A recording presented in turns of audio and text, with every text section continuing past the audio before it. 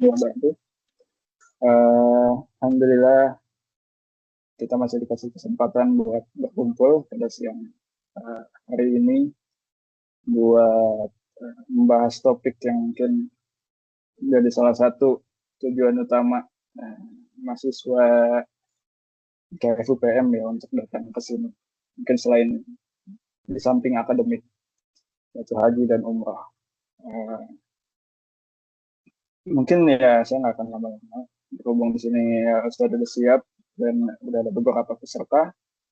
Eh, Insya Allah kita langsung mulai aja. Mana Ustadz Darman sudah siap? Insya Allah siap nggak siap harus siap ya. Siap ya. Ya siap. Ya, kalau tafadhol masykurah. Ya, jazakumullah khairan Mas Fauzan. Bisa kalau kayak Saya izin share screen dulu ya materinya.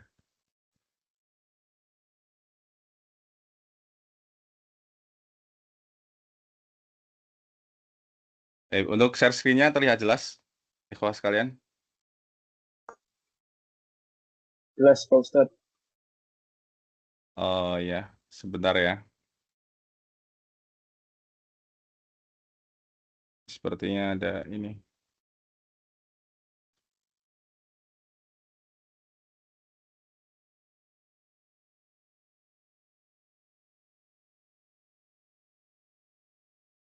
Oke.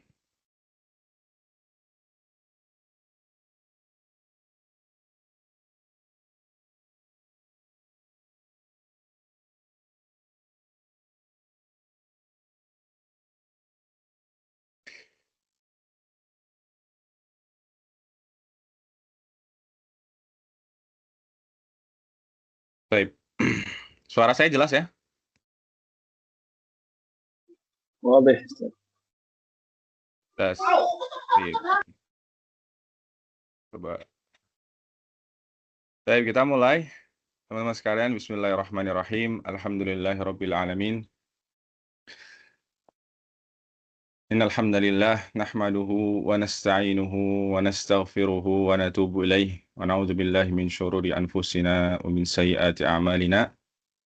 Man yahdihillahu fala mudilla lahu wa man yudlil fala hadiyalah.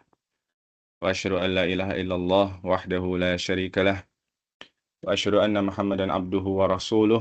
Allahumma shalli wa sallim wa barik wa an'im ala nabiyyina Muhammadin wa ala alihi wa sahbihi wa man sara ala nahjihi ila yaumiddin. Allahumma anfa'na bima 'allamtana wa 'allimna ma yanfa'una wa zidna 'ilma. Amma ba'd. Alhamdulillah, ikhwas sekalian, pertama-tama marilah kita mengucapkan puja serta puji syukur kepada Allah Tabaraka wa Ta'ala yang telah memberikan kepada kita berbagai macam karunia serta nikmatnya sehingga kita bisa berkumpul pada kesempatan kali ini secara daring. Kemudian salawat serta salam semoga senantiasa tercurahkan kepada junjungan kita Nabi Agung Muhammad sallallahu alaihi wasallam. Ya.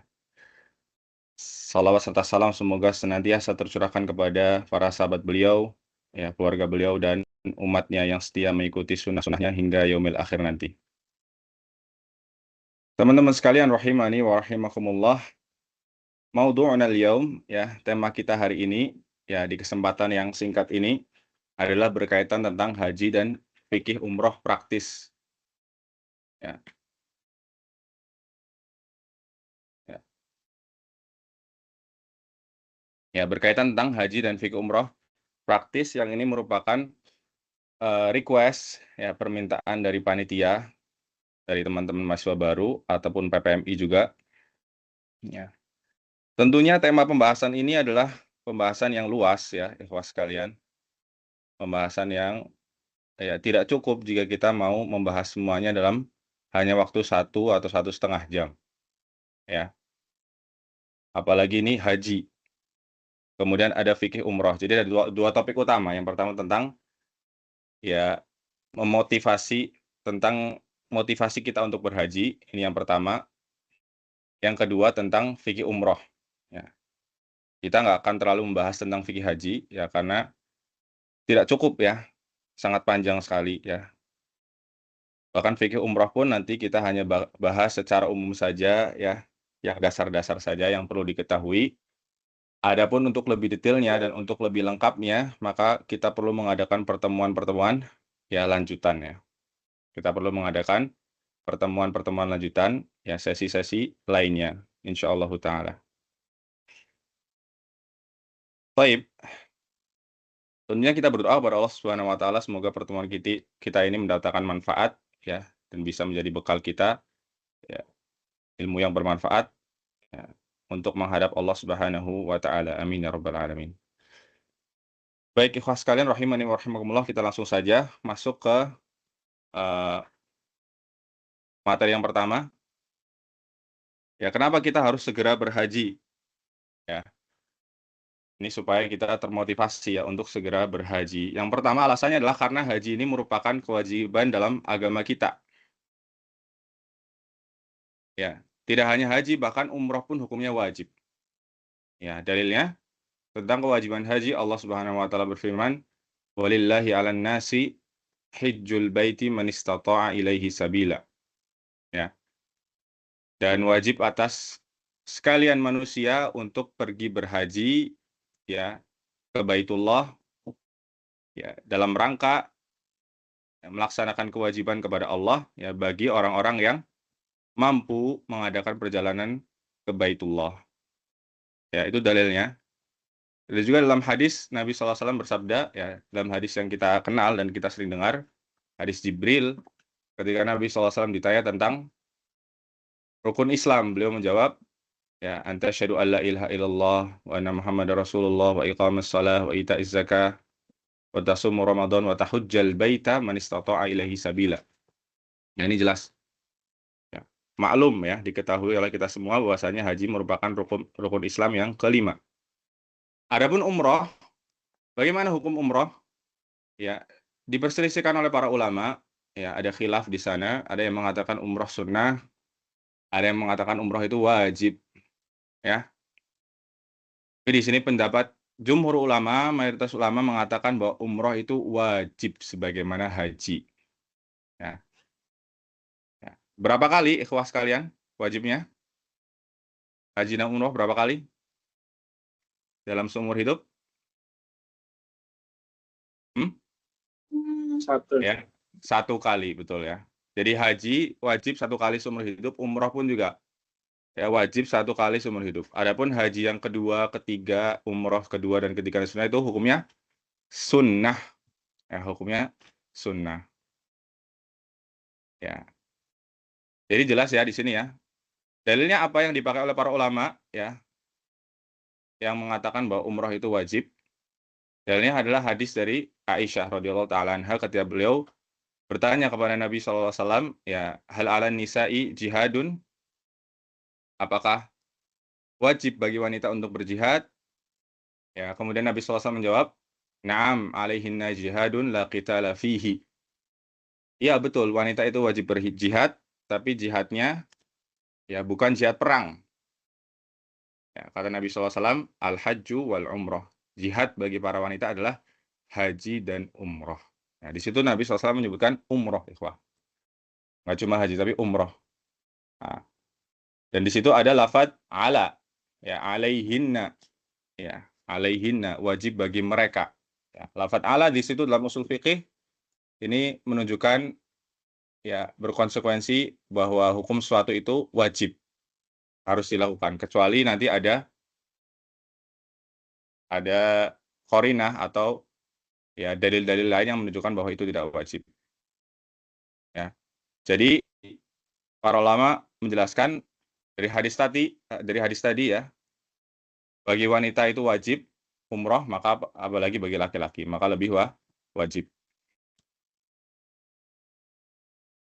Ya, kemudian yang kedua, dan kewajiban ini adalah kewajiban yang sifatnya segera. Ya, dalam agama kita umumnya kewajiban itu sifatnya segera harus dilakukan ya. Salat, ya kalau sudah masuk waktu maka kita harus segera ke masjid untuk sholat. Bagi perempuan segera untuk sholat di rumahnya masing-masing. Puasa juga sama, ya kita harus bersegera. Zakat juga sama. Kalau sudah mencapai haul dan nisabnya, kita juga harus bersegera untuk menunaikan zakat tersebut. Ya, begitu juga haji dan umroh.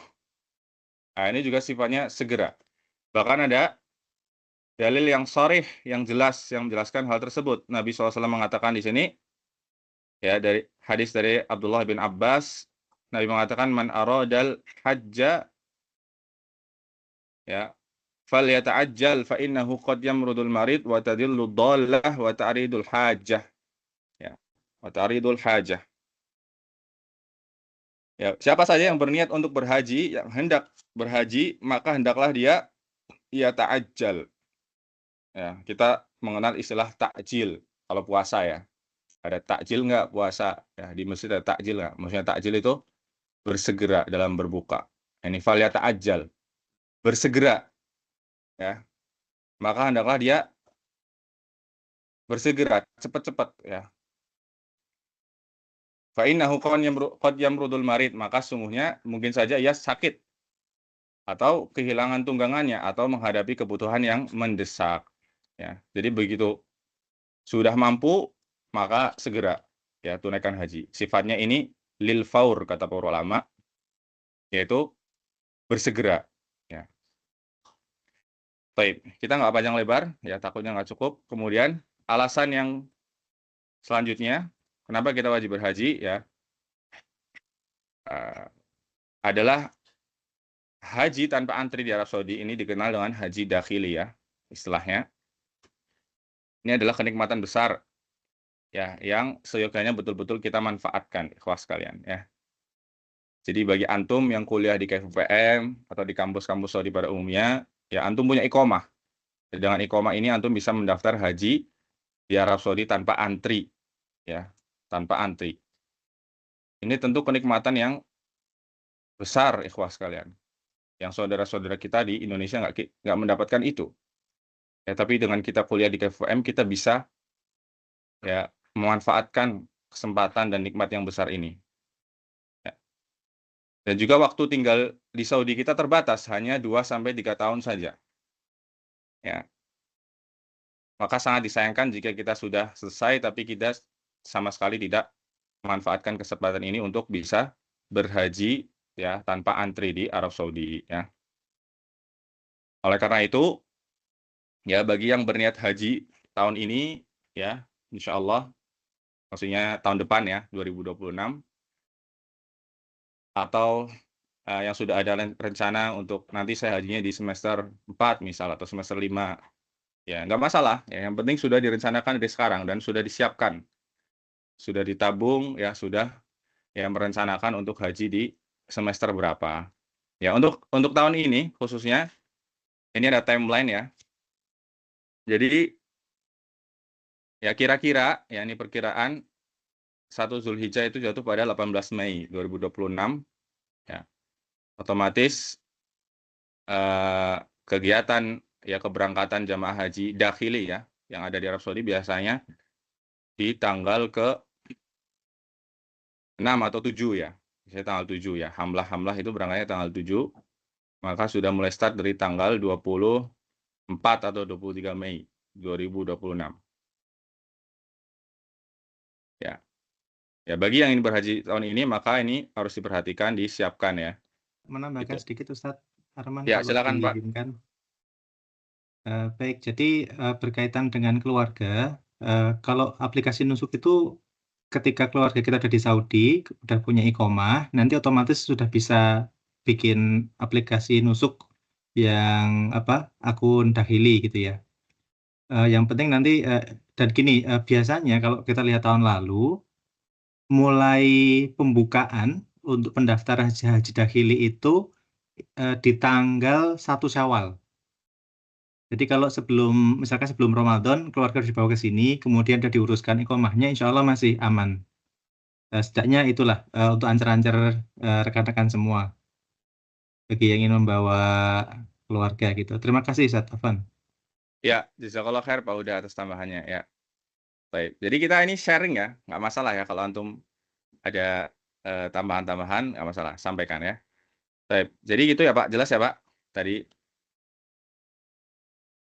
Saya tutup dulu ya, karena materinya masih agak panjang nanti. Nanti di sesi selanjutnya, insya Allah kita buka pertanyaan lagi. Sekarang selanjutnya kita bahas tentang keutamaan haji dan umroh ya. Tentunya banyak sekali keutamaannya disebutkan oleh para ulama ya, ada belasan bahkan puluhan. Tapi kita singgung sedikit saya di sini. Ya, di antara keutamanya adalah hadis yang disampaikan oleh Nabi SAW ya. Nabi mengatakan, tabi'u bainal haji wal umrah fa innahuma yanfiyanil faqra wal dhunub kama yanfil qiru khabathal hadidi wal dhahab wal fiddah. Wa laysa lil hajjil mabrurah thawabun illal jannah. Ya. Jadi keutamaan yang Nabi sebutkan di sini adalah sebentar. Ya, ikutilah umroh dan haji ya. Maksudnya apa? Ini perintah dari Nabi untuk mengulang-ulang ya umroh dan haji. Itu maksudnya. Dan tentunya kalau mengulang yang kedua atau ketiga itu hukumnya sunnah, tapi yang pertama ini wajib ya. Jadi ada perintah untuk mengulang-ulang juga, hukumnya sunnah. Ya, umroh dan Zoom haji. DE ku loh. Wah, yang lupa guys.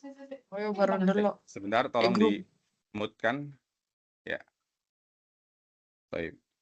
Ya, mohon maaf ya, karena saya yang buka tim sendiri jadi dan saya isi materi, jadi harus nge-ACC juga ya, ini yang masuk. Mohon maaf. Baik, kita lanjutkan. Jadi, ya ikutilah umroh dan haji tadi, ya, karena keduanya menghilangkan kemiskinan, ya. Dan dosa-dosa sebagaimana ya alat untuk penimba besi itu ya, alat yang digunakan oleh tukang besi itu menghilangkan karat pada emas, perak dan ya, besi. Dan kata Nabi di sini tidak ada balasan bagi haji yang mabrur kecuali surga. Nah, nanti kita singgung apa saja kriteria haji mabrur itu ya, insya Allah kita singgung sedikit. Ya, ini keutamaan yang luar biasa ikhwas sekalian ya.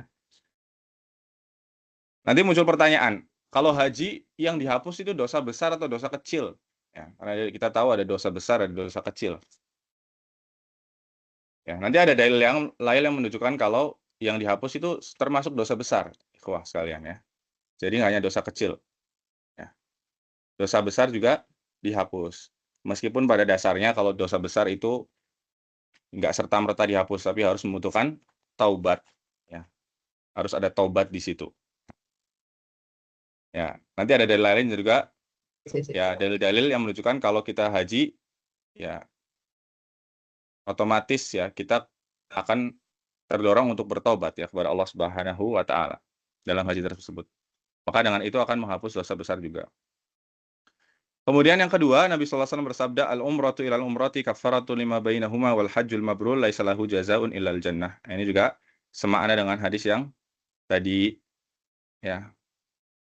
Kemudian selanjutnya diriwayatkan dari Aisyah radhiyallahu taala anha, dia berkata, ya, beliau bertanya kepada Nabi, a'lan nisa'i jihadun, ya, apakah wanita juga wajib berjihad? Ini sudah kita sampaikan tadi ya. Na'am alaihinna jihadun la qitala fihi al-hajju wal umrah. Jadi haji dan umrah ini adalah jihad bagi para wanita. Ya, ini kabar gembira bagi para wanita. Ya. Jadi ketika mereka berhaji dan umrah itu adalah jihad. Ya, pahalanya luar biasa besar. Ya, pahalanya luar biasa besar. Wa anhu qala, dan ini dari Abu Hurairah ya, Nabi SAW bersabda, man hajja falam yarfuth walam yafsuq raja'a ka yaumi waladathu ummuh. Nah, ini dalil kalau yang dihapus tadi adalah dosa besar ya. Barang siapa yang berhaji dan dia tidak melakukan rafas serta kefasikan, maka dia akan kembali dalam keadaan seperti baru dilahirkan ibunya. Nah, orang baru dilahirkan bersih dari dosa, maka dosa kecil dan dosa besar pun dihapus ya, tidak hanya dosa kecil saja ya. Lalu di sini apa yang dimaksud dengan rafas dan fusuk, kefasikan? Ya, falam yarfuth walam yafsuk. Dia tidak rafas ya dalam haji dan umrahnya. Ya, maksudnya adalah rafas ini jima. Ya, berbuat hubungan suami istri atau segala aktivitas atau perbuatan yang mengantarkan kepada jima, ya. Itu namanya rafas. Kemudian kefasikan di sini maksudnya apa? Fasikan itu adalah maksiat secara umum, ya. Baik itu maksiat yang dilakukan tangan, yang dilakukan oleh lisan, yang dilakukan oleh hati, anggota badan, ya semua ini masuk ke dalam kriteria kefasikan. Ya. Jadi nanti ini juga di antara kriteria haji mabrur adalah dia tidak melakukan rofas, kefasikan, dan juga jidal, ya, perdebatan dalam haji dan umrohnya. Baik, ini di antara keutamaannya. Kemudian, ya, kita menyinggung tentang kewajiban haji tadi, ya, Allah Subhanahu wa taala mengatakan walillahi 'alan nasi hajjul baiti man istata'a ilaihi sabila wa man kafara fa innallaha ghaniyyun 'anil 'alamin. Ya, mengerjakan haji adalah kewajiban manusia terhadap Allah, yaitu bagi orang yang mampu mengadakan perjalanan ke Baitullah. Ya. Jadi haji itu hanya diwajibkan bagi yang mampu, ya. Lalu apa kriteria mampu? Ya, kriteria mampu sehingga wajib dan haji dan umroh, ya. Di sini saya ambilkan, ya, penjelasan atau fatwa dari Syekh Sa'ad bin Turki Al-Khaslan, salah satu ulama besar di Arab Saudi, di negeri kita ini. Ya, beliau mengatakan wal maqsudu bil istita'ati fi waqtinal hadir. Apa yang dimaksud dengan kriteria mampu di zaman sekarang, di kekinian, ya? Al-qudratu ala tahsili ujratil hajj ma hamlatil hajj atau syarikatil hajj atau muassasatin min muassasatil hajj. Kata beliau, yang dimaksud mampu adalah seorang itu mampu untuk, ya, mendapatkan atau membeli paket haji, ya, bersama hamlah atau syarikah haji yang resmi. Ya, catat di sini kriteria mampu adalah dia mampu membeli atau mendapatkan, ya, paket haji, ya, bersama hamlah atau syarikah haji yang resmi. Fa idza istata'a al-muslimu tahsila ujratin likai yahujja ma hamlatin min hamalatil hajj fa innahu yakunu bihadza qadiran 'alal hajj. Ya, oleh karena itu, jika seorang muslim itu mampu untuk membeli satu paket haji untuk dirinya supaya dia bisa berhaji dengan hamlah resmi, ya, ya, maka dengan itu dia dikatakan sudah mampu untuk berhaji. Ingat di sini, ya, yang perlu dijadikan catatan adalah hamlahnya resmi. Ya. Jadi kalau haji koboi istilahnya, ya, haji ilegal, nggak pakai hamlah, ya, harus melewati gurun, ya, harus kucing-kucingan. Nah, ini tidak disarankan. Ya, lalu bagaimana kalau dia tetap berhaji dengan cara seperti itu? Apakah hajinya sah? Kata para ulama, ya, kalau dia penuhi rukun-rukunnya, ya tetap sah hajinya. Tapi dia berdosa. Ya, tapi dia berdosa karena tidak, ya, menaati peraturan dari pemerintah, ya, yang sudah jelas. Ya, jelas, ya, insya Allah, ya. Kemudian di sini saya melanjutkan, contohnya ada kasus, ya, ini penjelasan dari Syekh. Harga paket haji dengan satu hamlah seharga 9.000 SAR. Ini paling murah, ya, di tahun kemarin. Dan di tahun tersebut dia punya 9.000 SAR di luar uang yang dia gunakan untuk kebutuhan sehari-hari. Ini perlu catat, ya. Jadi uang untuk haji ini di luar kebutuhan sehari-hari, ya. Maka dia telah wajib berhaji pada tahun tersebut dengan syarat badannya sehat, ya, mampu untuk berhaji. Jadi ada uang, badannya sehat. Jika dia punya uang yang cukup tapi badannya sakit, ya, yang sakit ini adalah sakit yang tidak diharapkan kesembuhannya, ya, maksudnya sakit yang benar-benar parah, yang kemungkinan nggak sembuh, nah, maka dia tetap wajib berhaji dengan mewakilkan hajinya kepada orang lain. Ya. Tapi kalau sakitnya sakit biasa, ya, yang kemungkinan berapa bulan atau berapa tahun lagi sembuh, ya, dan dia punya uang, maka dia menunggu. Ya, nanti setelah sakitnya dia sembuh, baru dia berhaji. Ya, jelas, ya, ini kriteria istita'ah atau kemampuan, ya, dalam berhaji. Kemudian kita bahas sedikit tentang hukum berhutang. Apa hukum berhutang? Ya, kita kurang nih uangnya misalnya, mau haji tahun ini. Saya mau hutang, gimana? Hukumnya boleh asalkan dia mampu melunasi hutang tersebut setelah dia menunaikan hajinya. Jika sekiranya nanti dia tidak mampu melunasi hutang tersebut, maka tidak boleh berhutang untuk berhaji. Ini saya kutip dari fatwanya Syekh bin Baz, ya, Mufti Umum Kerajaan Arab Saudi, ya, rahimahullah ta'ala. Ya. Beliau mengatakan la ba'sa idza iqtaradta syai'an fala ba's idza kana indaka ma yusaddiduhu ba'da ruju' fala ba's. Ya. Jadi enggak apa-apa berhutang asalkan kita punya kemampuan untuk melunasi hutang tersebut nantinya. Kalau nggak punya kemampuan, maka dia tidak boleh berhutang dan kita dikategorikan ma'dzur, ya orang yang ya tidak wajib berhaji karena haji hanya wajib bagi yang mampu. Nah, ini insya Allah jelas. Kemudian sedikit lagi kita bahas terakhir terkait ya kewajiban berhaji bagi wanita ini harus ditemani mahramnya. Ini penting ini.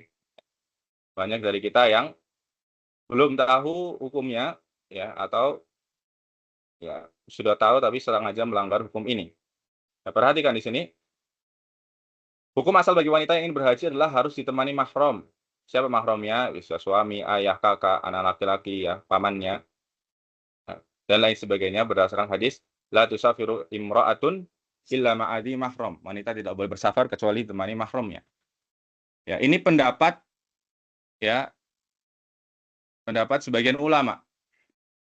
Ya, bahwa haji dan umrah bagi perempuan itu harus ditemani mahram. Kecuali kalau perempuan tersebut tinggal di Mekah misal. Ya, dia ahlu Mekah. Ya, memang penduduk Mekah, maka tidak wajib bagi yang mahram. Dia haji saja, umrah saja ya. Karena dia tinggalnya di Mekah. Ya, juga yang dekat Mekah, misal dia orang Jeddah misal. Nah, dia umrah atau haji berangkat saja, tidak perlu mahram. Adapun kita, misal kita di Dammam atau di Indonesia, maka ya wajib mahram. Ya, wajib ditemani mahram. Kemudian ada ulama yang berpendapat ya, atau sebagian ulama berpendapat lain ya, ada yang sedikit luas ya. Ya. Tapi kita perhatikan di sini bagi wanita yang sangat ingin berhaji namun tidak mampu berhaji ditemani mahramnya ya, karena alasan tertentu. Ya. Dan ini tentu alasan yang yang memang doruri ya. Doruri itu maksudnya misal dia nggak punya orang tua lagi misal ya, nggak punya kakak adik ya laki-laki ya, nggak punya paman misal ya. Ya, dan dia ingin berhaji si perempuan ini ya. Maka sebagian ulama membolehkan ia tetap berhaji dengan dua syarat ya. Membolehkan dia berhaji tanpa mahram dengan dua syarat. Yang pertama, dia berhaji bersama ar-rufqah al-ma'munah ya, rombongan wanita-wanita yang terpercaya ya, dengan hamlah yang terpercaya, yang aman. Yang kedua, haji yang dilakukan adalah haji wajib. Nah, haji wajib. Adapun kalau haji sunnah maka tidak diperbolehkan dia pergi tanpa mahram. Ya. Jelas ya di sini ya. Jadi ini perlu diperhatikan ya. Bagi wanita yang ingin berhaji ya, maka ya dengan suaminya atau ayahnya ya, atau mahramnya yang lainnya ya. Demikian sebelum kita lanjut ke fikih umroh singkat dan praktis ya. Ini tentang haji selesai segitu kira-kira ya. Karena waktunya terbatas, apalagi ini ada materi tentang fikih umroh. Ya, sebelum kita lanjut ke fikih umroh, saya buka dulu satu pertanyaan, silakan.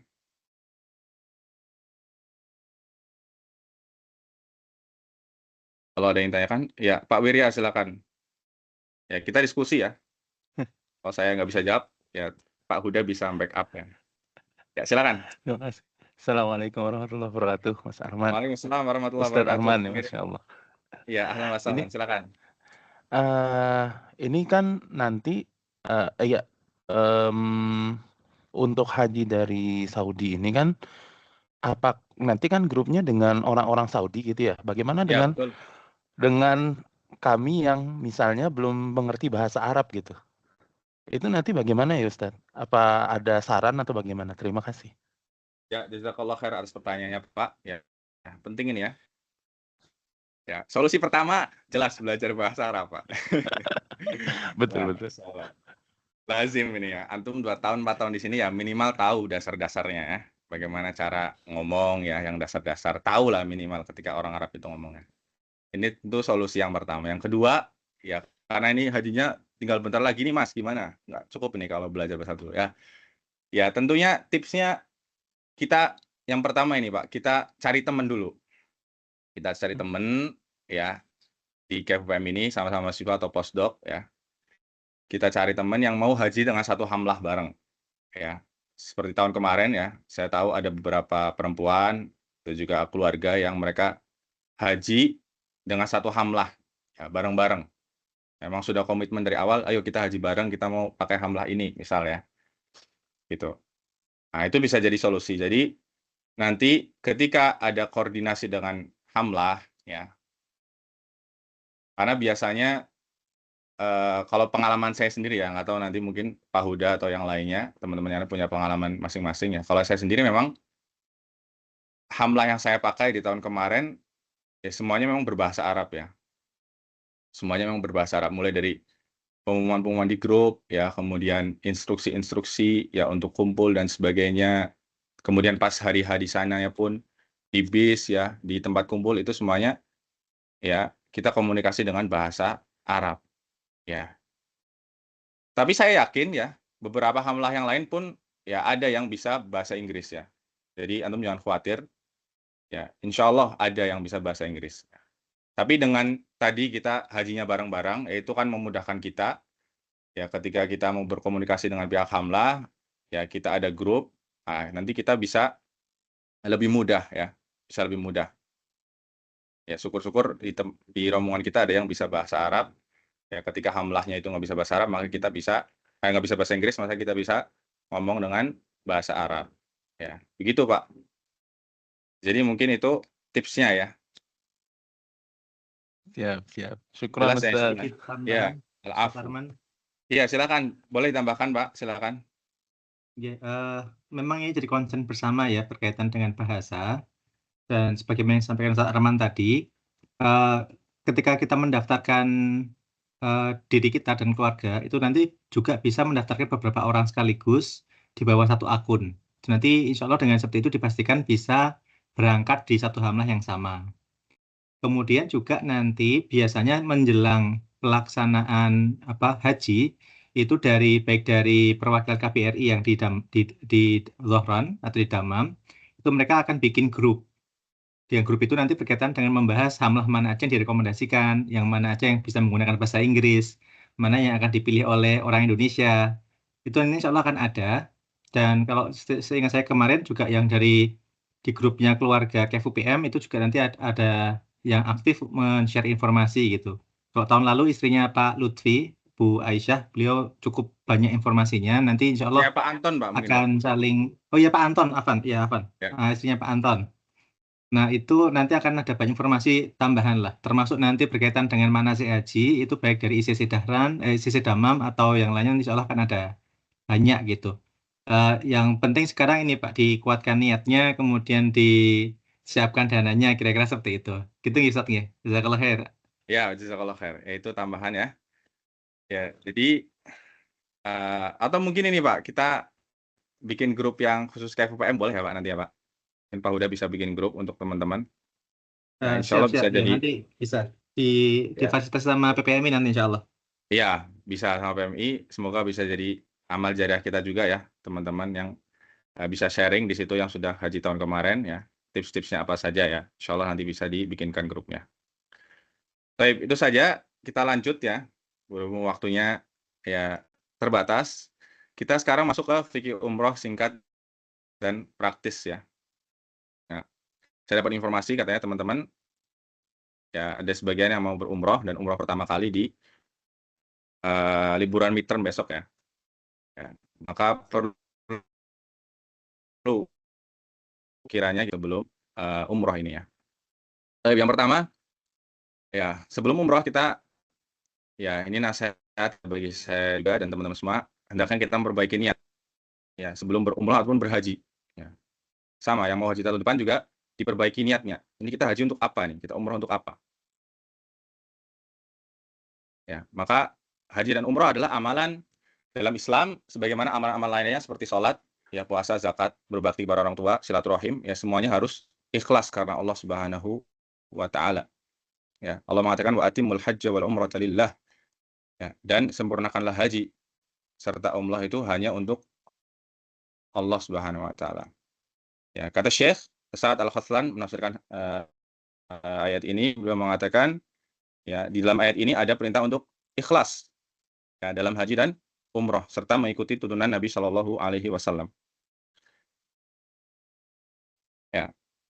Kenapa saya ingatkan ini ikhwah? Karena haji dan umrah itu salah satu di antara amalan yang rawan kita nggak ikhlas di dalamnya. Ya, rawan kita ria, rawan kita sum'ah.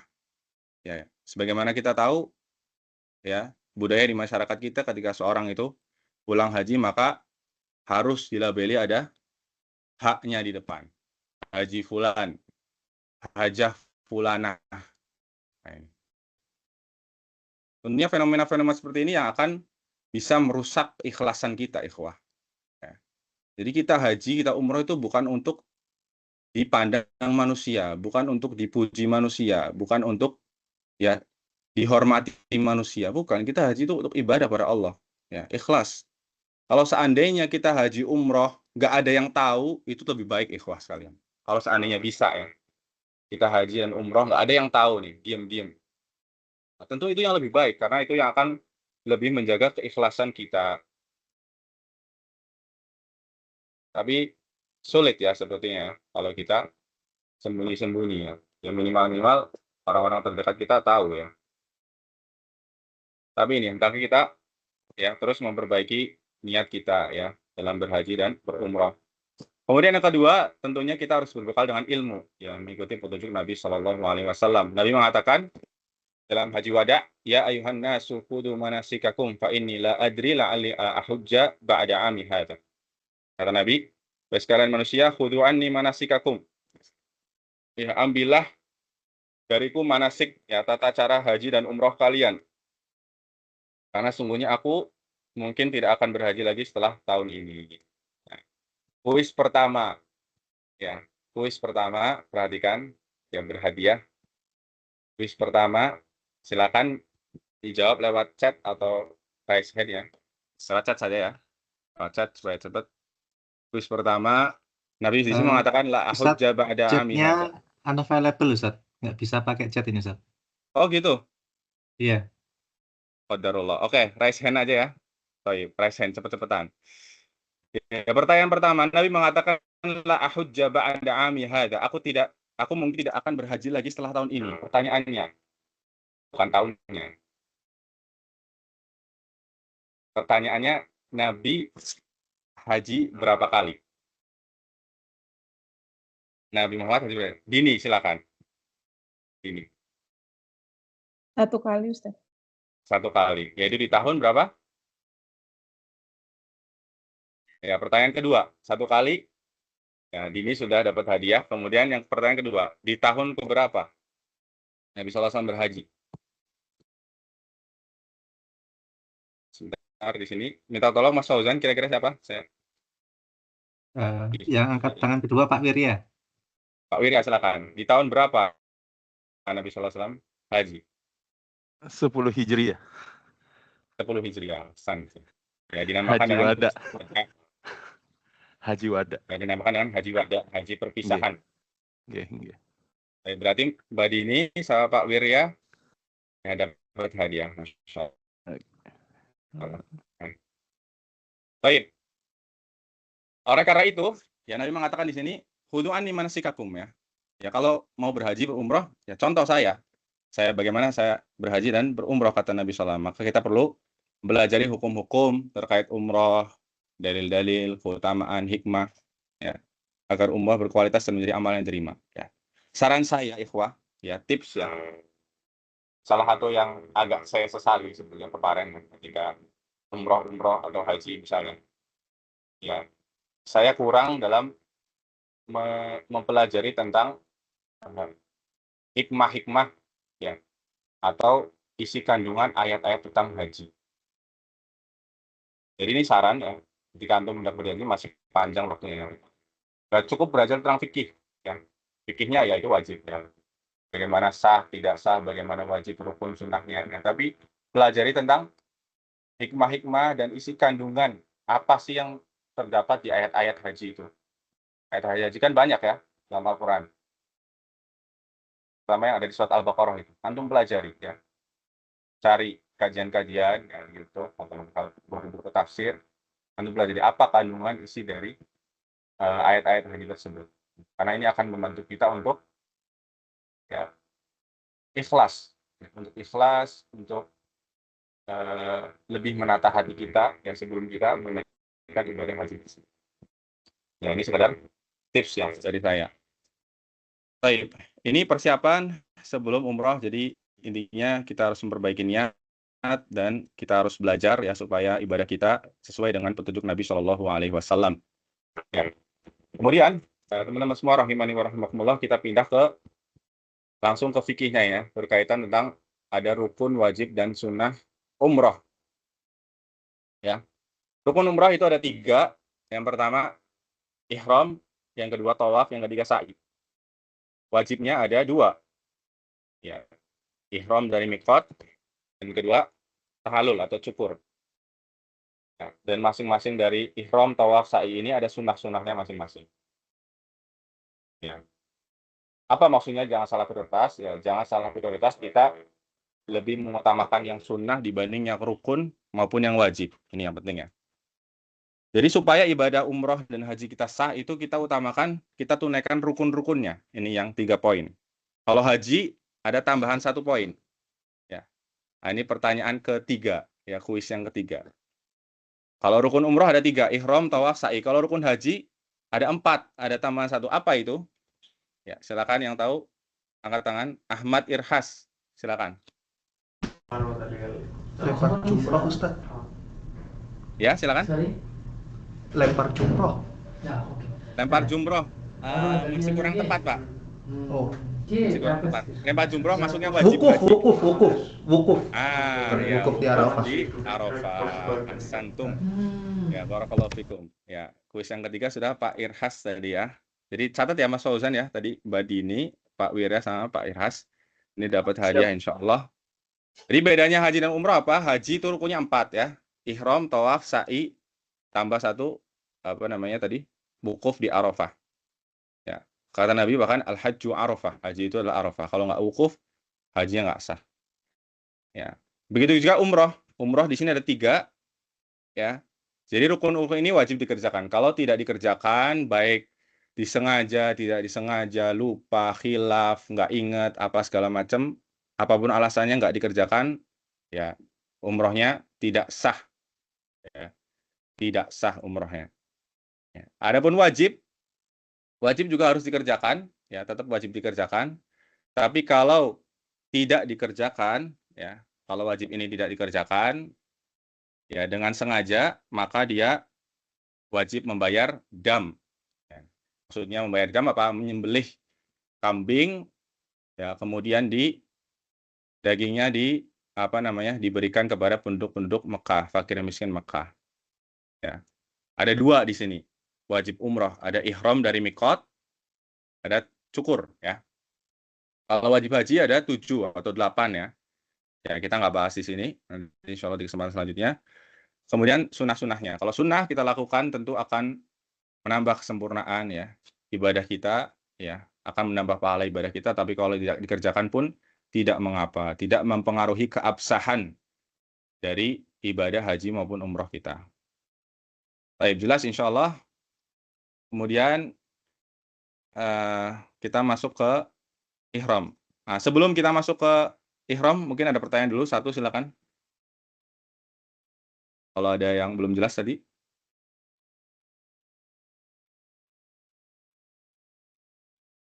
Ya, kalau nggak ada kita lanjutkan. Baik. Yang pertama ihram. Ya, ihram ini niat ya. Niat kita memasuki ibadah haji maupun umroh. Kemudian yang kedua ihram adalah dengan mengucapkan labbaik Allahumma umroh. Ya. Jadi ini niat yang dilafadzkan. Jadi ketika kita sudah melafadzkan niat ini, ya disertai niat dalam hati, maka sudah berlaku ya ketentuan dan aturan ihram. Ya, kita sudah dalam keadaan ihram seperti itu. Yang ketiga, ihram ini dilakukan di miqat dan disunahkan di atas kendaraan yang telah dihadapkan ke arah kiblat. Hukum ihram di miqat adalah wajib. Ya. Hukum ihram di miqat adalah wajib. Ya, lalu bagaimana jika seorang di pesawat, misal? Ya, kita sekarang bicara pesawat yang sering terjadi. Di pesawat orang mau umroh atau mau haji, dia harus ihram di miqat. Ya, sedangkan kita tahu, misalnya dia berangkat dari Dammam, miqatnya ada di mana? di Qornul Manazil atau Sailul Kabir ya. Dan pesawat itu kita tahu kecepatan pesawat berapa ya, cepat sekali ya, mungkin ribuan kilometer per jam. Ya. Nah, bagaimana dia ihramnya? Nah, maka di sini para ulama menfatwakan kalau dia di atas pesawat, dia sudah bersiap dengan pakaian ihramnya, sudah mandi dari rumah misalnya, boleh mandi dari rumah atau di bandara, kemudian pakai pakaian ihram, kemudian dia naik pesawat, dia terbang, boleh dia ihramnya sesaat sebelum ya dia sampai mikot, ya boleh. Kalau dia nggak bisa pas banget sampai di atas mikot karena itu mungkin sangat sulit ya karena pesawat sangat cepat tadi, ya, sesaat sebelumnya nggak masalah. Ya. Sesaat sebelumnya nggak masalah ya. Jelas ya. Lalu bagaimana kalau dia terlewat ya naik pesawat atau naik bis ketiduran misal, tiduran terus tiba-tiba ya sudah sampai Mekah saja atau sudah sampai Taif tapi dekat yang Mekah, sudah lewat mikot. Nah, bagaimana? Ya, kewajiban dia kalau memungkinkan adalah kembali ke mikot. Harus kembali ke mikot. Ya, bagaimanapun caranya. Ya, kembali ke mikot, kalau mungkin dia ihram dari mikot, nah, sudah aman, nggak ada apa-apa. Nggak kena konsekuensi apa-apa. Tapi kalau nggak mungkin, ya di pesawat misal, atau dia sudah jauh, tidak mungkin lagi kembali ke mikot awalnya, maka dia ihram dari tempatnya situ. Ya. Dari tempat dia sadar tadi. Misal sudah sampai Mekah, sudah mau dekat hotel, baru sadar, oh saya tadi belum ihram. Ya, belum niat. Nah, sudah niat di situ. Nah, nanti ada konsekuensi apa? Tadi dia harus membayar dam. Ya, dia harus membayar dam. Jelas ya sampai sini ya? Iya. Insya Allah jelas. Kemudian yang keempat, bagi laki-laki menggunakan apa? Pakaian ihram. Ini maklum ya insya Allah ya. Izar dan rida. Dan bagi perempuan maka boleh memakai pakaian yang biasa, yang penting menutup aurat. Ya, tidak transparan dan tidak ketat. Kemudian, ya, pakaian untuk wanita sudah jelas tadi. Kemudian yang keenam mengenai tempat-tempat mikot, ya, ada Zulhulaifah, Juhfah, Yalamlam, Zatu Irq, dan mikot kita di sini di Dammam adalah Qornul Manazil ya. Ini untuk penduduk Najd. Najd itu Riyadh ya dan sekitarnya. Kemudian kita masuk ke pembahasan sunnah-sunnah ihram. Ya, ini sunnah ya, ingat. Tadi rukunnya berarti dia niat. Ya, niat di mikot tadi. Niat dengan mengucapkan labbaik Allahumma umroh atau labbaik Allahumma hajjan kalau dia berhaji. Ya, itu rukunnya. Nah, kemudian ini sunnah-sunnahnya. Yang pertama mandi. Ya, mandi ini tata caranya sebagaimana mandi junub. Ya, mandi junub tata caranya ada dua. Ada mandi yang sempurna, yang sesuai sunnah, ada mandi yang mencukupi.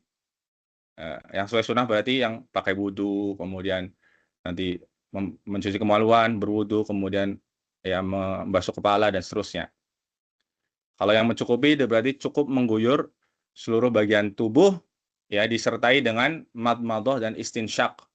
Ya disertai dengan apa? Berkumur dan menghirup air ke hidung. Nah, itu tata cara mandi. Kemudian menggunting kuku, mencabut bulu ketiak, ya, cukur bulu, kemaluan, memendekkan kumis, ya. Disunahkan juga untuk memakai wangi-wangian di badan dan jenggot dan kepala ya sebelum berihram. Jadi wangi-wanginya di badan, di jenggot dan di rambut juga dikasih parfum. Karena Nabi SAW beliau memakai parfum di rambutnya dan juga di jenggot beliau. Jadi bukan di kain ihramnya ya. Ingat, bukan di kain ihramnya tapi di badannya. Ya.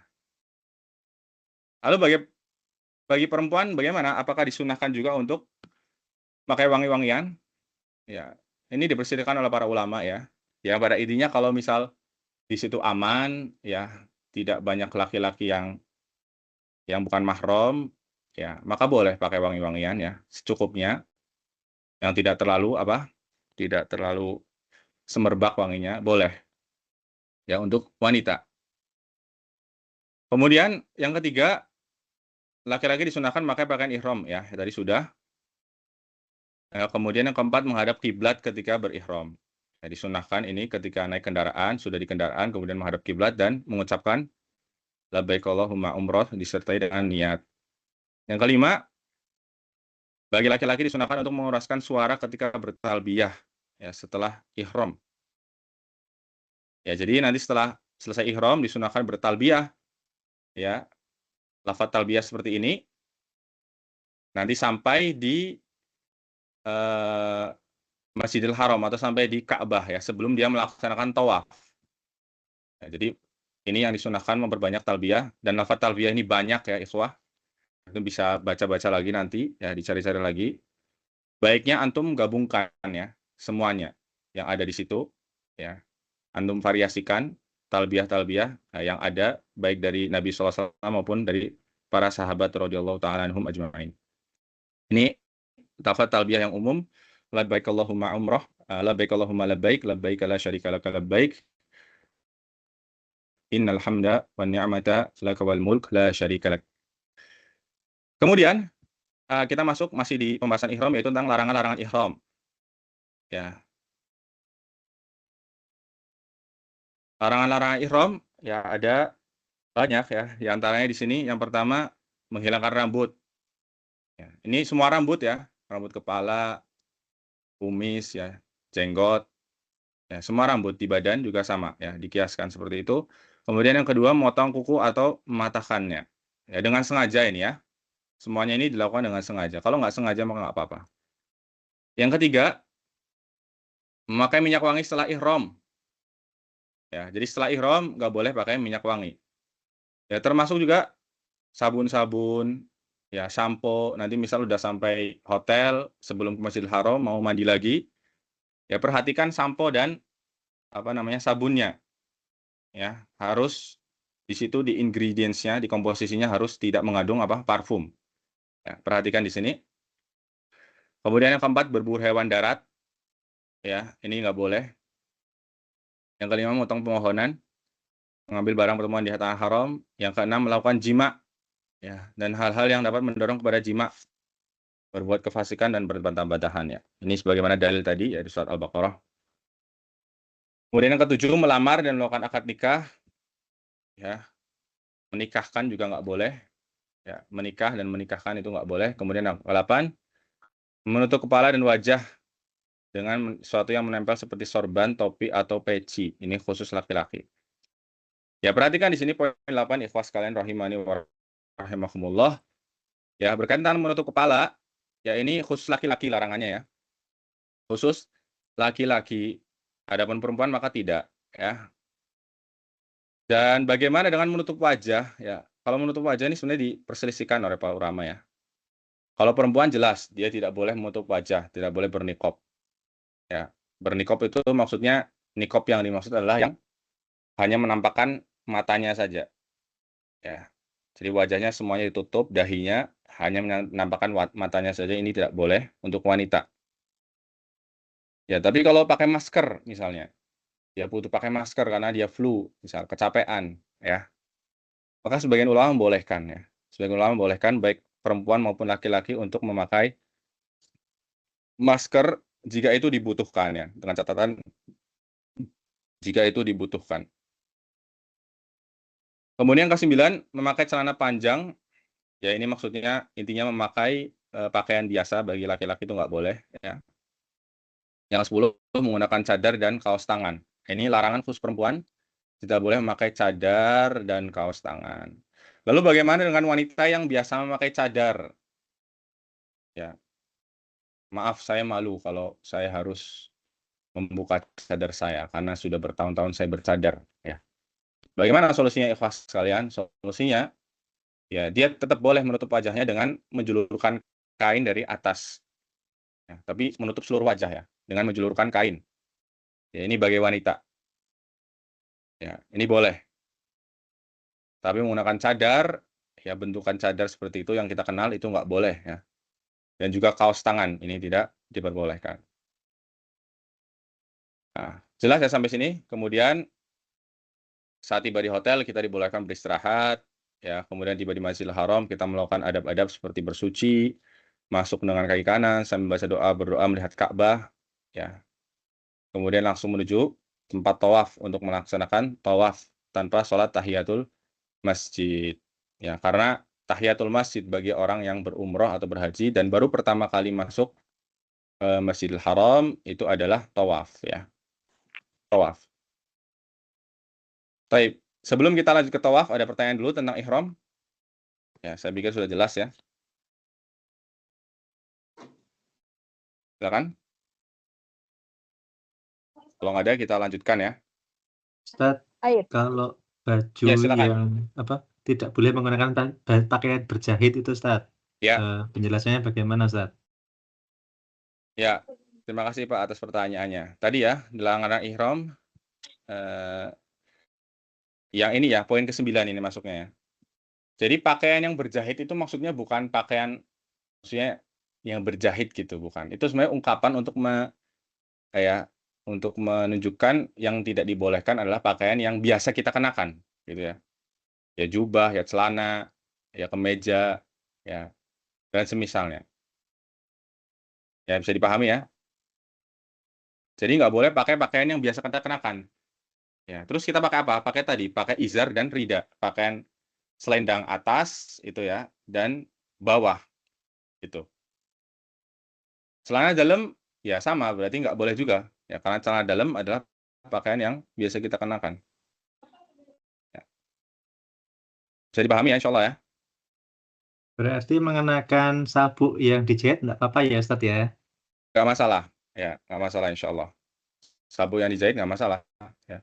Sabuk, jam tangan, apalagi kacamata, ya payung untuk laki-laki ya, untuk perempuan boleh. Payung, kemudian tas, bawa tas boleh. Ya. Ya, sama yang baru perhatikan di sini juga menutup kepala ya. Ya, dilarang menutup kepala untuk laki-laki. Ya, jadi jangan pakai topi, jangan menutupkan kainnya di atas gitu ya, jangan. Jelas ya insya Allah ya. Baik, kemudian kalau jelas kita lanjutkan ke tawaf. Ya, kita lanjutkan ke tawaf. Sebagaimana yang kita tahu ya, tawaf mengelilingi Ka'bah sebanyak 7 putaran. Syarat tawaf adalah menutup aurat dan suci dari hadas kecil maupun hadas besar. Perhatikan di sini, menutup aurat, suci dari hadas kecil maupun hadas besar. Nah, jadi bagi wanita yang sedang haid ya ataupun apalagi nifas misal ya, maka dia tidak boleh tawaf. Ya. Tidak boleh tawaf. Ya. Kalau batal wudu bagaimana? Batal wudu, kan dia berhadas kecil. Misal dia kentut, ya. Baik. Kalau kasusnya dia sedang tawaf, kemudian dia kentut, ya. Dia kentut, atau dia pengen ke WC, ya, pengen buang air besar, otomatis wudunya batal. Nah, gimana? Ya dia berwudu. Berwudu.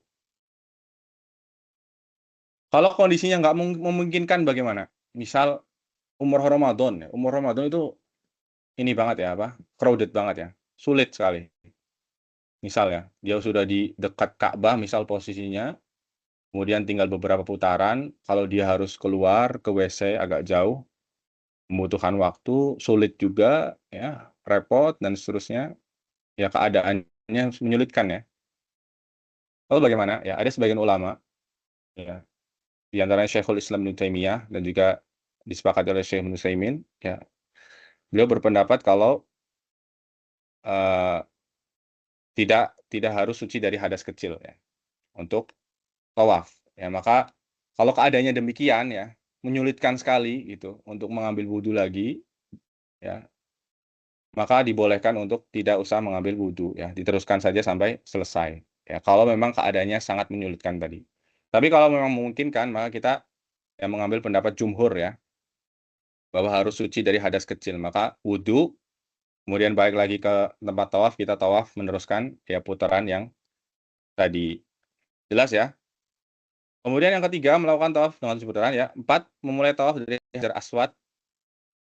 Ya. Memposisikan Ka'bah sebelah kiri ya. Kalau putarannya tidak seperti itu ya, memposisikan Ka'bah di sebelah kanan, maka tawafnya tidak sah. Kemudian tawaf dilakukan di sekeliling Ka'bah. Jika tawaf di Hijr Ismail, masuk ke Hijr Ismail, maka tawafnya tidak sah. Ya, ini bagiannya ya. Ya, Hijr Ismail itu yang nomor 5 ya. Kalau antum masuk ke bagian itu maka tawafnya tidak sah. Ya, jadi yang perlu diperhatikan di sini Hajar Aswad ya. Tempat kita mulai tawaf. Kemudian syarat yang lainnya adalah tidak terputus. Ya, tawaf itu bersinambungan, tidak terputus. Namun jika terputus karena harus berwudu atau masuk waktu sholat fardu, maka tawafnya tidak batal. Cukup melanjutkan tawafnya dari hitungan terakhir tadi ya. Baik, kemudian kita masuk ke sunah-sunah tawaf. Yang pertama, ittiba.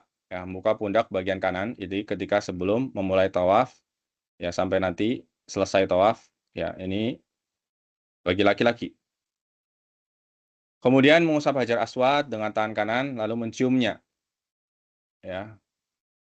Pada setiap putaran sambil membaca Bismillahirrahmanirrahim Akbar. Jika sulit, maka cukup memberi isyarat kepadanya dengan mengucapkan ya yang sama, itu Bismillahirrahmanirrahim Akbar atau Allahu Akbar saja cukup ya. Yang ketiga, melakukan rommel, ya jalan cepat pada 3 putaran pertama bagi laki-laki jika memungkinkan. Yang keempat, mengusap rukun yamani dengan tangan kanan, ya tanpa membaca doa jika memungkinkan. Ya, jadi rukun yamani itu sudut sebelum Hajar Aswad ya. Kemudian yang kelima, membaca doa Rabbana atina fid dunya hasanah wa fil akhirati hasanah wa qina adzabannar antara rukun yamani dan Hajar Aswad. Yang keenam, melakukan iltizam. Ya, meletakkan dada, pipi, lengan, telapak tangan di multazam. Nah, di mana ini multazam? Ya, multazam di bagian antara Hajar Aswad dan pintu Ka'bah. Ya. Ya. Multazam. Jika memungkinkan. Kemudian yang ketujuh, setelah selesai tawaf, ya, maka laki-laki ya menutup kainnya kembali, ya tidak ittiba, dan menuju makam Ibrahim sambil membaca wattakhidhu ya maqami Ibrahim musalla. Kemudian yang ke-8, mengerjakan salat sunnah ya setelah tawaf di belakang makam Ibrahim jika memungkinkan atau di Masjidil Haram, ya di tempat-tempat lainnya di Masjidil Haram. Kemudian yang ke-8, meminum air zam-zam dan menyiramkannya sedikit ke kepala. Kemudian kita selesaikan saja sa'i ya. Ini ma'ruf insyaallah berjalan di antara Bukit Safa dan Marwah. Kemudian bagaimana sunnah-sunnahnya? Ya, setelah naik ke Bukit Safa dianjurkan membaca Inna Safa wal Marwata min syairillah. Faman hajjal baita aw i'tamara fala junaha alaihi an yattawafa bihima wa man tatawwa'a khairan fa innallaha syakirun alim. Ya, boleh dibaca sampai syairillah saja, boleh. Atau mau dibaca lengkap juga boleh. Ya. Baik, kemudian yang kedua, jika sudah di atas Bukit Safa dianjurkan membaca Abda'u bima bada'allahu bihi. Ya, setelah naik ke Safa menghadap Ka'bah kemudian membaca La ilaha illallah wahdahu la syarikalah lahul mulku wa lahul hamdu yuhyi wa yumit wa huwa ala kulli syai'in qadir la ilaha illallah wahdah anjaza wa'dah wa nasara 'abdah wa hazzamal ahzaba wahdah. Ya, ini tolong dihafalkan zikirnya ya. Kemudian berdoa ya. Lalu membaca zikir tadi lagi kemudian berdoa lagi.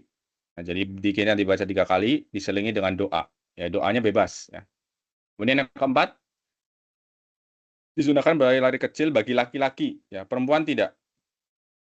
Di antara tanda lampu hijau. Ya. Kemudian saat melewati tanda tersebut disunahkan membaca Rabbighfirli warham, ya, Rabbighfir warham innaka antal azzul akram. Ya. Kemudian yang terakhir tahallul, ya. Wajib umroh, ini wajib umroh ya. Bagi laki-laki maka mencukur seluruh rambut, ya, gundul atau minimal memendekkan segala sisi, ya. Namun mengundul lebih utama. Bagi wanita cukup memotong sedikit rambutnya pada semua sisinya seukuran ruas jari. Ya, setelah tahallul semua larang-larang ihram telah gugur, umur Anda telah selesai. Ya, demikian tata cara umroh secara singkat. Kemudian saya tambahkan di sini sedikit sebelum kita masuk sesi tanya jawab ya. Berkaitan tentang ya konsekuensi meninggalkan wajib umroh dan melakukan larangan ihram. Nah, ini penting ya. Jadi kaidahnya, jika meninggalkan salah satu wajib umroh ataupun haji juga ya sama ya. Kalau wajib umrah tadi berarti ihram dari mikot, tahallul, ya, cukur. Kalau meninggalkan dengan sengaja, catat dengan sengaja, ya, maka konsekuensinya adalah membayar dam, ya, dengan sengaja. Nanti dirinci, ya, perhatikan di sini rinciannya. Kalau dia sengaja dan tanpa hajah, tanpa kebutuhan, ya, dia sudah tahu hukumnya kalau ihram itu harus dari mikot, ya, tapi dia sengaja, saya mau ihramnya di Mekah saja lah atau di Mina saja misalnya. Dia melewati ihram tanpa mikot. Kemudian nggak ada hajah, nggak ada kebutuhan di situ. Ya, dia betul-betul sengaja, maka dia berdosa. Ya, maka dia berdosa dan wajib membayar dam. Ya, jelas ya. Nah, lalu bagaimana kalau dia sengaja, ya, tapi dia ada hajah di situ, ada kebutuhan. Ya, dia sengaja tapi ada kebutuhan di situ. Ya, kita contohkan misal terkait dengan larangan ihram nanti ya, yaitu dilarang memakai pakaian berjahit tadi. Ya, dia itu misalnya orang yang penyakitan. Penyakitnya itu misalnya kalau kena hawa dingin dia nggak kuat, bisa membahayakan tubuhnya misal. Nah, ketika umroh dia harus pakai pakaian seperti itu ya, yang terbuka, ya kan? Dua helai kain saja. Dia biasanya pakai jaket. Ya, kalau dia nggak pakai jaket maka badannya akan membahayakan tubuhnya. Bagaimana? Dia harus melanggar larangan ihram dan dia ada hajah di situ. Maka hukumnya tidak berdosa dia, tapi harus ya membayar atau menunaikan di antara 3, yaitu puasa 3 hari atau memberi makan 6 fakir miskin sebanyak setengah sok atau membayar dam, menyembelih kambing. Ya. Adapun keadaan yang ketiga, kalau misal seperti kasus tadi yang saya ceritakan, ada orang naik pesawat atau naik bis, kemudian lewat mikot, tapi dia ketiduran. Dan dia nggak niat ya, dia nggak sengaja tidur. Betul-betul dia sudah, ya ini mau mikot nih, saya harus siap-siap. Nah, tapi qadarullah dia ketiduran ya. Betul-betul qadarullah, nggak disengaja, ya mungkin karena saking capeknya gitu ya. Dia ketiduran. Akhirnya lewat mikot tanpa dia berihram dan dia nggak bisa kembali. Nah, dia ihram dari Mekah misal. Ya. Maka ya kata sebagian ulama, kalau tadi saya bilang dia harus bayar dam, ya kata sebagian ulama, kalau kondisinya seperti ini maka ya dia tidak diwajibkan membayar dam dan tidak berdosa. Ya, karena agama kita ya dibangun di atas ya kemudahan. Allah mengatakan la yukallifullahu nafsan illa wus'aha. Ya. Allah tidak membebani manusia ya di luar kemampuannya, dan Allah juga mengatakan di situ ya Rabbana la tu'akhidna in nasina au akhtana. Ya Allah, jangan Engkau hukum kami jika kami lupa maupun kami melakukan kesalahan. Ya, maka kata sebagian ulama, kalau demikian dia lupa, dia nggak tahu ya hukumnya misal, kemudian dia ketiduran tadi, maka ketika dia melanggar larangan ihram atau meninggalkan salah satu di antara kewajiban umroh, maka dia tidak wajib ya apa-apa dan dia tidak berdosa. Ya, wallahu taala alam bisawab. Mungkin saya buka dulu sesi tanya jawab. Silakan kalau ada yang ditanyakan.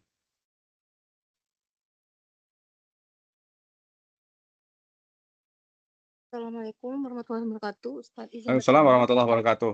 Ahlan, silakan. Bagaimana hukumnya jika ada orang tua yang punya penyakit tertentu, kemudian melakukan tawaf, tapi beliau mengenakan popok gitu, karena tidak bisa menahan BAK gitu. Itu bagaimana hukumnya ya Ustadz ketika tawaf menggunakan popok tersebut? Ya, ini pertanyaan dari siapa? Saya Eki. Oh ya, Mbak Eki ya. Ya. Barakallahu fiik atas pertanyaannya. Nah, ada orang tua dan ini waqi' ya, waqi' fi'lan maksudnya terjadi ya. Sering terjadi, ada orang tua dia sakit, kemudian harus terus menggunakan popok, ya keadaannya mirip dengan orang tadi yang kena penyakit dingin, nggak kuat dingin ya. Dia harus memakai pakaian yang berjahit. Maka dengan dia memakai popok tersebut kan dia melanggar afwan. Ini perempuan ya? Oh ya, afwan. Ya, berarti bukan laki-laki. Tak kira tadi orang tuanya laki-laki atau perempuan, Mbak? Perempuan, Ustaz. Oh, perempuan ya, apa? Ya, saya kira laki-laki. Kalau laki-laki jelas ya. Laki-laki ya berarti kan melanggar larangan ihram ya, karena dia pakai popok ya. Tapi karena di situ ada hajah, ada kebutuhan, ya, maka tidak mengapa ya, boleh-boleh saja. Ya, boleh-boleh saja. Ya, artinya dia tidak berdosa ya, tapi dia harus tadi membayar apa? Membayar dam ya. Atau di sini maksudnya dia harus memilih di antara 3 ya. Tetap puasa 3 hari, memberi makan fakir miskin atau membayar dam. Karena dia melakukan larangan ihram. Kemudian ya untuk perempuan, kalau perempuan kan dia pakai pakaian biasa ya. Betul nggak? Ya, dia pakai pakaian biasa yang berjahit istilahnya. Kemudian dia di situ pakai popok, ya maka nggak masalah, insya Allah. Ya, tidak masalah. Ya, tidak masalah dia pakai popok seperti itu. Dan itu apalagi ada kebutuhannya. Nah, kemudian lalu mungkin bagaimana dengan tawafnya tadi? Ya, ini kan repot ya, karena dia sering buang tadi. Otomatis dia sudah berwudu, kemudian dia tawaf, ya ada kemungkinan dia batal di situ, ya wudunya, karena keluar air kecil atau air besar gitu ya. Bagaimana? Nah, nanti makanya tadi saya sampaikan kita ambil fatwanya Syekhul Islam Ibnu Taimiyah dan Syekh Ibnu Utsaimin ya terkait ya kalau keadaannya sulit tadi maka tawaf disyaratkan suci dari hadas kecil. Ya, maka mengambil pendapat tersebut ya. Karena kalau dia harus berwudu kemudian nanti dia batal lagi, dia berwudu lagi nanti repot ya.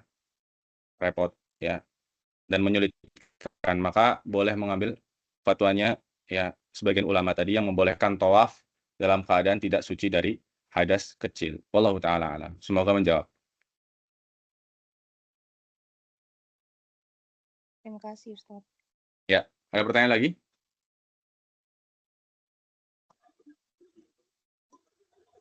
Ya, silakan. Mungkin dibantu Mas Fauzan ya. Siapa yang angkat tangan di situ? Tadi Pak Irhasil. Ya, silakan Pak. Saya ada berapa menit lagi ya. Ya, silakan. Semoga cukup.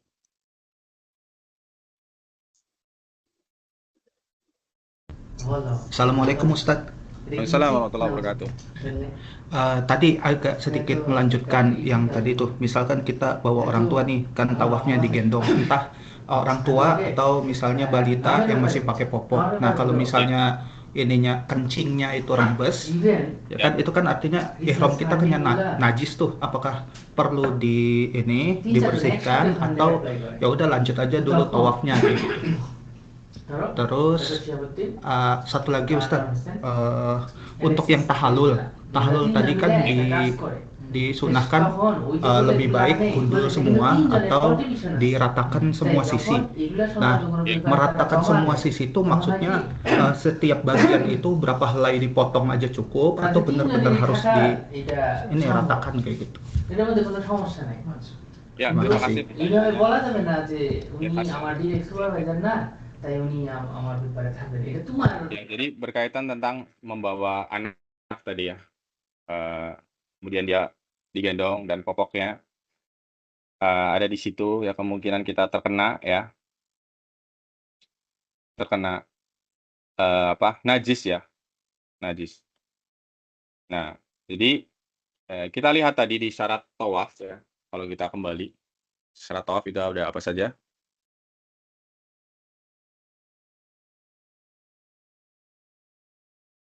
Ya, syarat tawaf ada 2 di sini ya. Menutup aurat, ya suci dari hadas kecil maupun hadas besar. Ya, ini hadas ya, bukan najis ya. Nah, sekali lagi ini hadas bukan najis. Ya. Ya, bedanya jelas ya. Hadas itu maknawi, sedangkan najis itu hissi, yaitu berwujud ya. Maka tidak mengapa insya Allah berkaitan tentang bayi tadi yang kemungkinan dia akan menodai baju kita, insya Allah tidak mengapa. Nah, karena itu bukan termasuk di antara syarat tawaf ya. Kemudian yang kedua berkaitan tentang tahallul tadi ya, mencukur. Ini merupakan kewajiban umroh ya disunahkan dia mencukurnya semuanya ya. Jadi kalau menggundul jelas menggundul dengan pisau yang buat ngebotakin gitu ya, buat ngundulin, pisau cukur ya. Kemudian kalau memendekkan ya maka semua bagian, Pak. Ya. Ini pendapat yang lebih kuat ya. Itu semua bagian, Pak. Jangan cuma 3 helai, 4 helai, 5 helai misal ya. Tapi semua bagian kepala itu harus dipendekkan. Harus dipendekkan. Ya, tidak hanya ya sebagian saja atau beberapa helai saja. Ya, wallahu taala alam. Kemudian pertanyaan selanjutnya, silakan. Saya ada sedikit waktu. Ya, silakan Indira. Ya.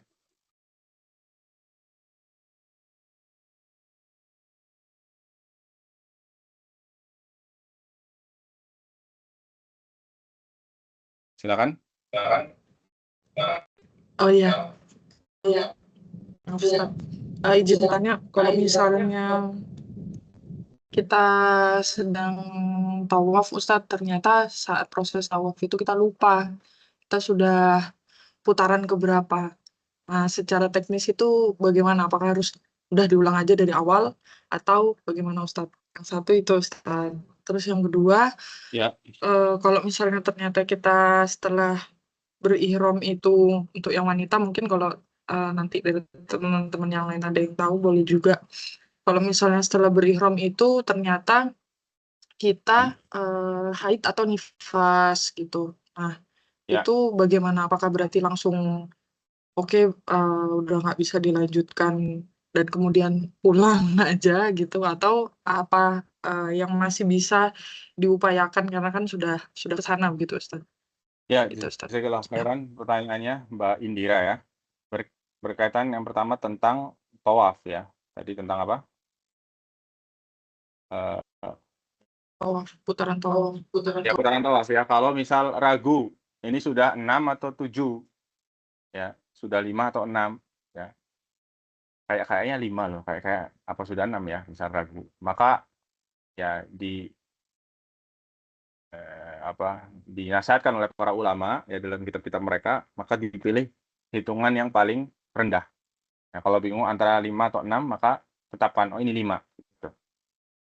Ya, itu tipsnya ya, dari para ulama. Ya, jadi tetapkan yang paling rendah. Ya, kemudian dilanjutkan tawafnya, dilengkapi.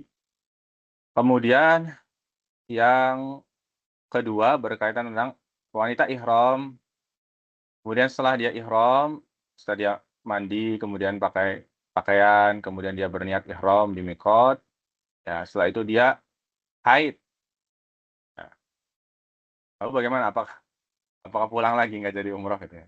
Tidak ya. Jadi dia tetap pergi bersama Hamlah, bersama rombongannya ke Mekah, ke Masjidil Haram, ya.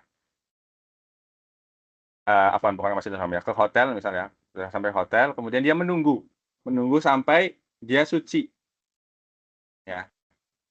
Menunggu sampai dia suci, ya biasanya berapa wanita? 5 sampai 7 hari biasanya, 5 sampai 7 hari, ya, tergantung masing-masing beda-beda.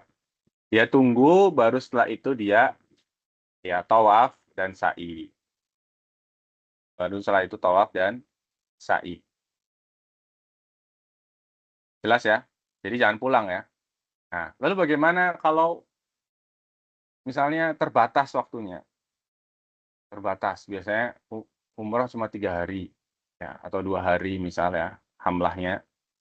Ya, paket yang paling murah 2 hari atau 3 hari. Kan nggak cukup itu waktunya. Ya sudah, berarti kalau itu beda kasusnya ya, kalau itu umroh yang sunnah ya sudah, nanti dilanjutkan di umroh berikutnya. Ya. Tapi kalau misal itu haji, nah nanti ada pengecualian ya. Kalau haji ada pengecualian terkait kasus ini. Bagaimana kalau perempuan haji, kemudian dia haid, ya, dan dia belum melaksanakan tawaf. Maka solusinya jelas tadi, kalau bisa menunggu. Ya, kalau bisa menunggu, ya menunggu sampai dia suci, baru dia tawaf ifadah. Ya, sekaligus nanti tawaf wada. Tapi kalau ternyata dia harus kembali ke Indonesia, misal, ya nggak ada waktu lagi dan itu sangat kecil kemungkinan dia bisa ke Arab Saudi lagi untuk berhaji ya. Dan pokoknya sulit lah nantinya kalau dia ini nggak menyempurnakan hajinya, ya dia pulang dia nggak bisa haji lagi, maka ya sudah dia tetap tawaf dalam keadaan seperti itu.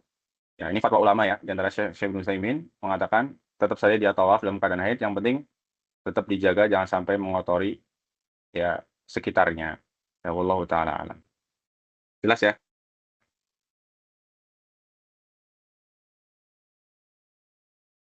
Jelas Ustadz, insya Allah. Ya, kemudian ya, ini udah 3 menit lagi asar ya. Mungkin demikian dulu Ya, ikhwah. Ustaz.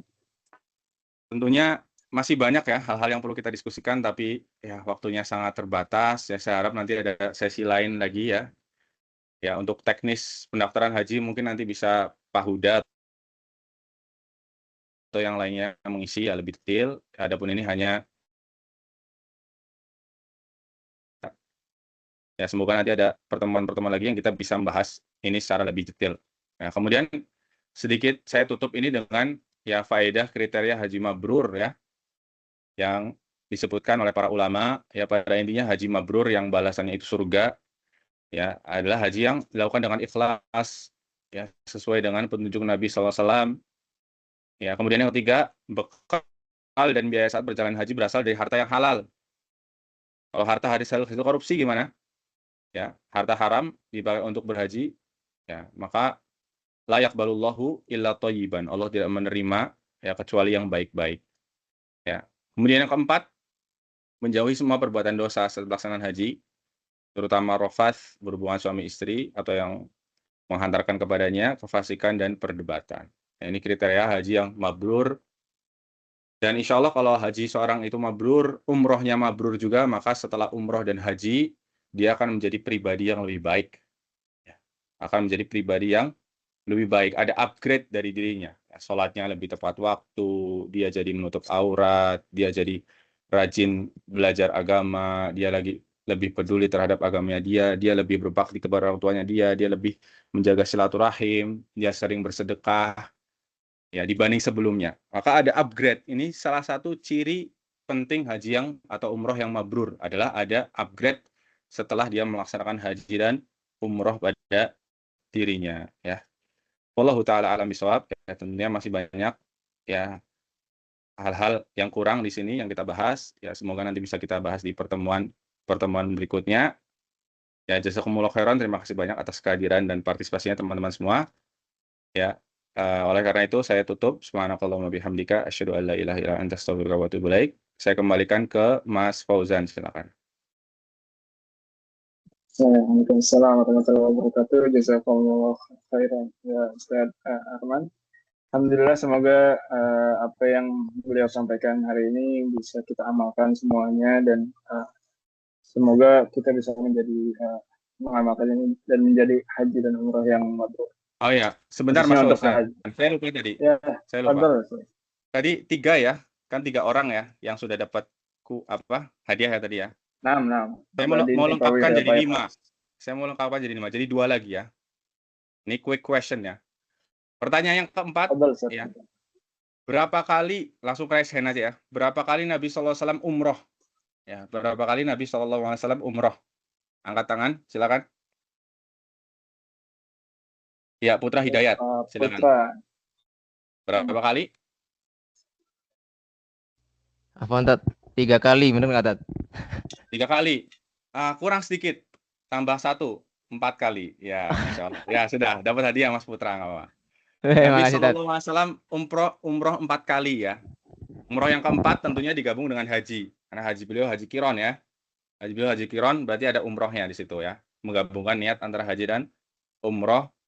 Kemudian umroh yang ketiga itu di tahun ke-8 Hijriah ya. Ya. Kemudian pertanyaan terakhir. Nabi SAW umroh sebanyak 4 kali ya. Umroh sebanyak 4 kali ya. Kemudian di bulan apa Nabi SAW umroh? Ya, di bulan apa Nabi SAW umroh? Ini pertanyaannya agak sulit ya. Ya, ada yang tahu silakan. Ya, tebak aja dari 12 bulan Hijriah. Pak Adi ada raise hand. Ya, Pak Adi, Adi, Mas silakan. Adi. Di bulan apa Nabi SAW itu umroh? 4 kali itu. Ya, silakan Mas Adi. Katakan yang tadi, Ustaz, bukan yang pertanyaan yang ini. Hah? Oh, Apa pertanyaan yang pertanyaan sebelumnya, ini? Ustaz. Ya, pertanyaan sebelumnya. Apa Kalau pertanyaan? gitu, Oh, pertanyaan sebelumnya. Ya. bukan beliau raise hand ya. Taib. Ya, Ini jadi Mas Pak Hamdani, Ustaz. Mas Hamdani silakan. Bulan apa? Bulan Zulqa'dah. Dzulqa'dah, Masya Allah, tabarakallah. Betul ya. Jadi Nabi SAW umroh 4 kali semuanya di bulan Dzulqa'dah ya. Semuanya di bulan Dzulqa'dah, tiga-tiganya ya maksudnya ya. Kalau yang keempat tadi dia umrohnya bareng haji. Ya, jadi Nabi SAW umroh di bulan Dzulqa'dah, maka nanti para ulama berbeda pendapat. Ya, umroh yang paling afdol itu di bulan apa? Di bulan Ramadan atau di bulan Dzulqa'dah? Ya, karena Nabi SAW umrohnya di bulan Dzulqa'dah semua, 4 kali itu. Ya, maka ya ada yang berpendapat bulan Dzulqa'dah lebih afdol, ada yang berpendapat bulan Ramadan. Ya, yang lebih kuat adalah bulan Ramadan. Ya. Karena meskipun Nabi SAW umroh di bulan Dzulqa'dah, ya tapi beliau bersabda sendiri, ya umratu fi Ramadan ta'dilu hajjatan ma'i. Kata Nabi SAW, umroh di bulan Ramadan itu senilai dengan haji bersamaku. Yaitu pahalanya senilai dengan haji bersama Nabi SAW. Ya. Dalam kaidah fikih, ya dalam usul fikih, ya perkataan Nabi itu lebih diutamakan dibanding perbuatannya. Jadi lebih kuat perkataan dibanding perbuatan. Ya kalau Nabi umroh di bulan Dzulqa'dah, ya itu tidak menandakan bahwa itu yang paling utama. Tapi kalau dikatakan seperti itu, ya umroh Ramadan itu paling utama, karena pahalanya besar, senilai haji, maka ini yang paling utama. Ya, wallahu ta'ala alam, tadi Pak Hamdani ya, betul. Berarti 5 orang, nanti insya Allah akan mendapatkan hadiah. Ya, barakallahu fikum, demikian. Ya, saya tutup. Wassalamualaikum warahmatullahi wabarakatuh. Wa ala alihi wa sahbihi ajma'in. Wa akhiru da'wana. Alhamdulillah rabbil alamin. Assalamualaikum warahmatullahi wabarakatuh. Waalaikumsalam warahmatullahi wabarakatuh. Jazakumullah khairan. Jazakumullah khairan ya.